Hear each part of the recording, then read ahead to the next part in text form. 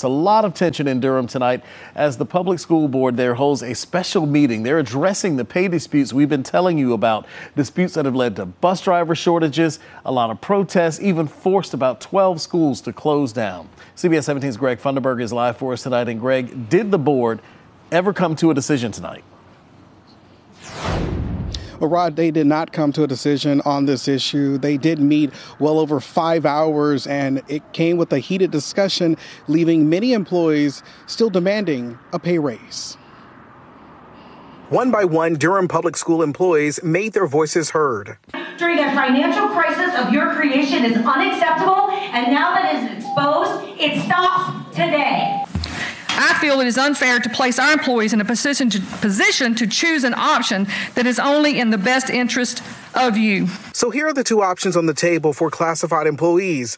The first would give at least a 4% raise. However, people won't be paid for out-of-state or private practice experience. The second includes an 11% raise.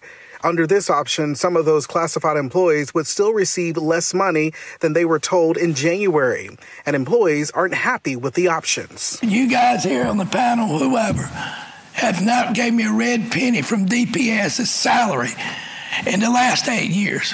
DPS board members voted on option 2, and it failed with a 5-2 vote.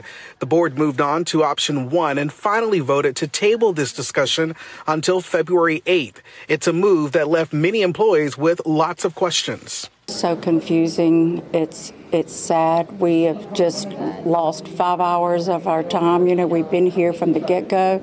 And these employees were unified on one topic. I think that it's important that DAE, our workers, have a seat at the table to understand these budgets and constraints. The board did end up voting unanimously to bring the Durham Association of Educators to the table, but no date or time has been set. And many people in this meeting just want DPS leaders to do what they say is the right thing. If the compensation study was done well, and if it actually says what the market rate should be, I believe that all the classified workers should be paid at that rate. DPS says the final decision will be based on affordability and, of course, equity. Now, another big important note to know is that, for DPS, it says the fund balance is their safety net. So a 1 month salary, safety net will be $12.7 million.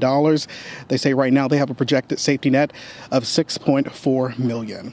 Reporting live in Durham, Greg Funderburg, CBS 17 News. Yeah, it sounds like a lot of financial juggling that would have to go on. I do have a question for you. You did mention that the DEA is going to have a seat at the table when they're not sure, but they will. What are they saying about all this? Well, they told me earlier tonight, Rod, they're planning to meet over the weekend to strategize on their next step. They did not specify the time, the date, or even location of when that's going to happen this weekend.